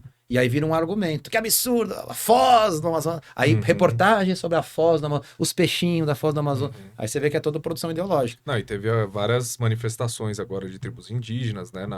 Sim, claro. Nessa reunião que teve. Pois é, assim, é óbvio que a questão indígena no Brasil é complicadíssima. Foram vítimas de um genocídio e de várias injustiças ao longo de séculos. E é muito séria a causa indígena. Mas não é só porque um indígena está falando que aquilo está certo. Então você tem que ver caso a caso, tem que ter um projeto de país que inclua o desenvolvimento e o atendimento às comunidades indígenas. Sim. Né? Agora... Porque é inegável que a exploração petrolífera ela causa danos ao meio. Hoje a gente não tem uma tecnologia que não cause danos ao meio ambiente, né? Nessa exploração de petróleo. Acho que sim, causa, lógico. Até porque o petróleo não achei nenhuma petróleo vai ser usado, né? Então isso vai ter também emissão sim. E tal. E eu acho que tudo bem, vamos fazer uma transição energética, mas não é só o Brasil, o país que é em desenvolvimento, vai fazer sozinho. Na hora que eu achei país a minha, que é importante a COP30. Nesse sentido é muito importante a COP30. Porque se é para discutir transição energética, então vamos, né? Tem que ser uma... Agora, se a Guiana está aqui com a Exxon está ali na Guiana, empresa americana, tem empresa inglesa e francesa explorando petróleo na mesma formação, mais próximo da Foz. Da reserva, exato, da Foz, não da Foz do Amazonas, mas da Foz de outros rios e do continente e da floresta amazônica, porque ali é a floresta amazônica também. Então, como é que fica, né? Dois pesos e duas medidas. Fica um discurso tipo o Brasil não faça isso, mas deixe que nossas empresas estrangeiras façam. Eu entendo a pessoa que fala assim, pô, petróleo, aprendi, poluindo, isso é ensinado, o cara às vezes se formou e tal. Só que assim, é como eu tô falando, como não tem projeto de país, o cara não consegue enxergar as coisas por uma lente das prioridades, digamos, lógicas e analíticas da coisa. Então, não tô nem dando opinião, se tem, que não tem. Mas assim, se não tem que ser um diálogo coletivo, porque senão só o país fica atrás. E a Guiana tá ali do lado, entendeu? Eu não tenho opinião formada sobre o assunto também, mas eu vi um contraponto que eu achei interessante, né? Que o Estado ele não pode fazer um bem à população né, por meio de um mal que vai prejudicar alguém, né? O Estado não pode pensar, a gente pode ter alguma opinião contrária, mas o Estado ele não pode agir dessa forma. Então, pro Estado, os meios não justificam o fim, né? Aliás, o fim não justifica os Mas meios, esse é um né? raciocínio complicado, porque aí você não faz nada, né? Porque é óbvio que sempre vai ter um dano. Uhum. E aí entra essa questão econômica, de soberania, qual que é o interesse, né? É como eu disse, se o Estado vai ter um papel central no Brasil que queremos ter, mais seguro, mais soberano, mais desenvolvido e tal, é óbvio que vai, como sempre houve, agora o que tem que fazer uma democracia? Ter meios de acolher as diferentes demandas e, enfim, causar o menor sofrimento possível para todos os brasileiros. Mas é óbvio que alguém vai sofrer numa qualquer construção, né, cara? Eu acho que é normal. As estradas que estão aí, que foi uma opção até errada, né, muito criticada do governo, do governo militar, de não investir tanto nas vias fluviais e na vias férreas, né? Uhum. E focar muito na estrada. É, mas a estrada tá aí. A estrada não causa dano ambiental também? Se você vai subir. Bastante, Aí tem a claro. questão da ferrogrão, que é o escoamento.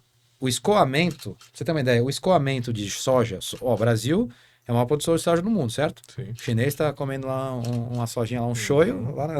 lá em Wuhan, e tá tomando a soja Brasileiro. brasileira, provavelmente. É. Aí, beleza. Aí, só que esse escoamento você dá pro caminhão, pô. Aí tô falando de novo, não pode explorar petróleo, mas também não pode construir uma ferrovia que, tudo bem, vai passar em terra indígena. Pô, vamos fazer 1 milhão de coisas para evitar o impacto, mas a soja brasileira fica 3, 4 vezes mais cara por causa desse transporte até o porto. Uhum. Se tivesse uma... Só que isso aí envolve, pô, balança geopolítica do mundo, que aí explode mais ainda a soja brasileira.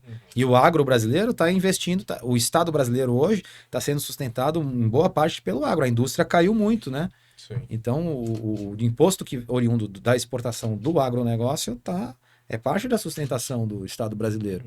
E se isso aumenta muito, isso também, como foi no café, que também é agronegócio. O Brasil se tornou o país que é hoje. Inicialmente, a gente falou do milagre econômico, do regime militar, mas se você for. Teve também. Por que São Paulo é São Paulo? Por que isso aqui é 60% do PIB? Por que se você pegar o estado de São Paulo é mais rico do que muito país, até europeu? Mais rico do que a Tchecoslováquia, mais rico, se bobear, mais rico que Portugal e tal. Por quê? Porque o café, né? Foi isso que realmente capitalizou essa elite paulistana, que é a elite que realmente manda no país, ou a mais prevalente. O que permitiu a industrialização desse estado e a locomotiva do Brasil, blá blá blá, foi justamente essa capitalização que veio da exportação do café, do boom do café. Uhum. A Bolsa de Santos teve um ano lá que foi a bolsa que mais movimentou recursos no mundo. Uhum. Né? Porque é café, né? Então, isso aí a explosão que pode vir daí, o desequilíbrio também das disputas políticas é muito grande. Então fica todos esses contornos. Tem 1000 interesses em jogo, nacionais e internacionais. Com certeza. Agora, eu acho que na questão do agro, especificamente, né? Porque é muito estranho a gente ter esse investimento sempre de exportar commodities, né? E não ter esse investimento igual ou maior para se processar esse produto aqui dentro, para se industrializar isso, né? Então, isso não mostra que o interesse externo, na verdade, tá falando mais alto do que deveria, né? O que a gente pensa Eu até. acho que tem dois aspectos nisso aí. Primeiro, eu acho que primeiro, o agro brasileiro ele é muito desenvolvido, ele quase é uma indústria já, uma coisa meio híbrida, não é mais que nem aquela coisa mais colheita do café, por exemplo, do início do século passado, né? Agora, é lógico que tinha que ter investimento em tecnologia, não tem, educação, tudo isso a gente está de acordo. Agora, de outro lado, você também precisa ter a fonte do dinheiro para investir nisso, como foi o café que industrializou São Paulo. Não tendo projeto, a indústria sendo abandonada, etc., é um problema. Uhum. Também não dá para você forçar a ter uma indústria que gastar tudo que você tem numa indústria só que você não vai conseguir chegar num nível competitivo. Então, você tem que fazer opções num projeto de país, mas o projeto de país é isso. É brasileiros discutindo isso, não é cada um no seu casulo ali, na sua bandeirinha, entendeu? Sem pensar junto. Então, acho que as decisões... E realmente, a indústria está abandonada. Agora, eu não vejo isso necessariamente como uma submissão do país. Entendi. Claro, eu acho que... É uma opção, foi uma opção econômica que era viável. Não, eu acho que o setor industrial ele tende a sofrer mais ataques estrangeiros.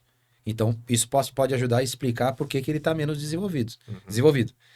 O que não significa que o que sobrou, que é o agro, seja, digamos assim, só sobrou porque não é perigoso. É perigoso, porque você se capitaliza e você recupera. Então é o tempo Certo. inteiro uma disputa Sim. muito violenta geopolítica. É que ao mesmo tempo tá na mão de muito poucos também, né? Ah, mas a indústria é mais ainda. Uhum. A indústria é mais. Você acha que se tivesse um incentivo à industrialização, isso não traria o povo mais para perto dessa realidade? Qual a realidade? De realmente ser protagonista de uma indústria ou de um trabalho formal em indústria, né? A Porque indústria, a indústria traz muita urbanização, tem toda a questão da luta dos trabalhadores, né? Até o Lula é um líder de grevista e tal. Então, claro que politicamente a indústria. Só que também, por que ela tem isso? Porque também ela gera muito mais riqueza. Óbvio. Uhum. O Brasil não é o país mais rico do mundo porque não é plenamente industrializado, pô. Então eu acho que a indústria é importante, sim, tem que ser, mas tem que saber até onde você consegue ir e tem que proteger, tem que ter um projeto de país que, independente do governo de turno, proteja dos ataques internos e externos o projeto nacional. Uhum. Então, sim, a indústria, ela promove muito mais riqueza. Por isso que eu falei, você falou da concentrado. Sim, o Brasil não passou, como vários outros países capitalistas passaram, também não é uma questão de esquerda e direita, isso por uma reforma agrária decente. É exatamente isso, tá na mão de muito o poucos, latifúndio, né? etc. Mas a indústria, a riqueza que a indústria gera é maior. Se você pegar assim o industrial, mesmo hoje com a indústria destruída, se você for ver, a indústria ainda tem essa. É lógico, você está pegando matéria-prima e transformando, às vezes, um produto de alto valor agregado, né? Então, o industrial, ele realmente. Por isso que a elite paulistana ainda é tão prevalente, como a gente estava dizendo no país, porque é a elite da indústria. E existe uma disputa entre essas elites também, uma elite mais agrária e tal, que tem o lado da concentração de terras em poucas mãos, mas também e heranças e tal, mas também tem os empreendedores, enfim, é uma coisa. Sim, tem grande parte na economia do Brasil, é algo extremamente importante. Mas o que eu quero dizer é o seguinte, ao mesmo tempo que existe uma vendilhança Brasil inteiro aí de vários serviços essenciais que poderia estar estimulando, né, em vez de uma empresa estrangeira estar fazendo ou estar em poucas mãos, Uhum. poderia estar estimulando populações locais para fazer esse serviço ou estimular uma indústria local, né? Claro, É o mas. que a gente não vê, Uhum. o que a gente vê é esse investimento e esse olhar quase que exclusivo para o agro, que é o que está gerando grana hoje, É. né? Exato, não pode ficar nesse imediatismo, né? E nem nessa conformidade Sim. com as. Agora, por exemplo, eu trabalhei numa empresa que eu era consultor de ciências humanas, então eu saía pelo Brasil dando formação. Foi muito legal isso, porque eu viajei mais do que nas Forças Armadas. Eu saía pelo Brasil dando formação de ciências humanas para professores de história, geografia, filosofia e sociologia da rede pública. Só que rede pública da onde? De prefeituras que contratavam o livro didático e o programa de formação dessa empresa. E muitas ligadas ao agro, porque sobrou dinheiro. Então, o impacto na formação era impressionante. Eu fui para Sinop, fui para todos esses lugares aí do Mato Grosso, muitos lugares no sul também que tinham, também cidades que tinham esse dinheiro aí. E as prefeituras, elas recolhiam imposto, se capitalizavam e alguns prefeitos investiam em educação e tal. E eu tive a oportunidade de conhecer e conversar e dar uma formação para os professores tal, e ouvir muito, né? Os problemas sociais também, né? Quando uma das cidades que eu não me lembro o nome, que eu ministrei lá uma formação, estava chegando a Suzano para comprou tudo e tal. Então todo o impacto, né? Até ambiental e social que isso tem na cidade. Os homens solteiros que chegam para trabalhar. Mas é isso, quer dizer, eu não sei, eu me tergiversei aqui, mas é isso, o país é grande, tem mil coisas, tem que Mil ser possibilidades, explorado, né? mas precisa de um projeto. A questão é por quê, né? Por que que isso não é explorado, né? Não vira discurso político, eu não sei por quê, né? Eu vejo que isso está vindo, né? Mas por meio do povo mesmo, não de políticos. Uhum, Mas a gente não vê no discurso político essas ideias de implementar, de reindustrializar o país. E é isso que eu acho, para dizer o mínimo, estranho, né? com certeza, é muito estranho. Muito estranho. Agora, de outro lado, existe a ideia também, tem que pegar o capital que temos e saber onde. A gente Uhum. não vai competir em Onde indústria alocar. farmacêutica com a China, em microchips. Agora, em aviação, graças aos visionários que amavam o Brasil, como o Brigadeiro Montenegro, Casimiro, né? Ele que criou a Embraer, O Brasil não fazia nem bicicleta. O cara falou, vamos fazer avião. E tá aí. A Embraer era sinistra, né, cara? Uhum. Bom, Vitor, acho que estamos chegando nos finalmente. A gente tem muito assunto para falar. Infelizmente, por conta do tempo, acho que vai ficar apertado. Mas eu quero desde já te convidar para uma próxima aí, Certeza. porque foi muito legal o papo. E eu acho que isso vai refletir também na audiência aí. Então, o pessoal que gostou também comenta, manda suas questões, suas visões também. A gente quer saber. Eu falo aqui as coisas, mas eu também não sei de nada, não tenho opinião formada sobre muitas coisas, mas a gente vem discutindo. Eu acho que Isso aí. faz parte da democracia brasileira de discutir e tentar criar ideias aí para o Brasil melhorar, né? Exatamente. Mas quero te agradecer e quero deixar aí para você também deixar uma mensagem final aí para nossa audiência, é, da sua, né, da sua visão aí das coisas e o que a nossa audiência pode tirar aí dessa Onde ela conversa pode te de hoje, achar né? também, para achar conteúdos aí.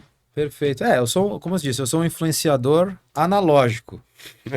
E às vezes o pessoal digital me chama e eu vou lá, mas eu sou muito engatinhando nesse negócio. Até minhas redes são fechadas até porque eu sou professor e tal. Uhum. Mas é Vitor Rich, quem quiser adicionar lá pode adicionar, só manda uma mensagem, te vi no podcast e tal, Legal. pra que eu saiba quem é. Uhum. Porque senão, a Luninha apaixonada, e adiciona pra Manda mim. lá, eu te vi no entendeu? Salamalico Podcast, gostei. isso. Ou te vi no Tamir, que você participa Acho bastante que jogando também. seu nome no YouTube, hoje você acha bastante conteúdo já, né? Que você participou de alguns canais. Sim, aí, exato, já. exato. E eu tô aí, esses canais que eu acredito, que nem o de vocês, né? Eu agradeço o convite. E, pô, é isso. Brasileiros pensando no país, dentro das suas diferenças e tal, com a mesma intenção de um país melhor. Então, acho que a mensagem é essa. Vamos pensar, eu também não sou o dono da razão, tô dando meus argumentos, quero ouvir argumentos contrários. Tenho minha contribuição ali pequena, que é pensar junto. Boa. É isso.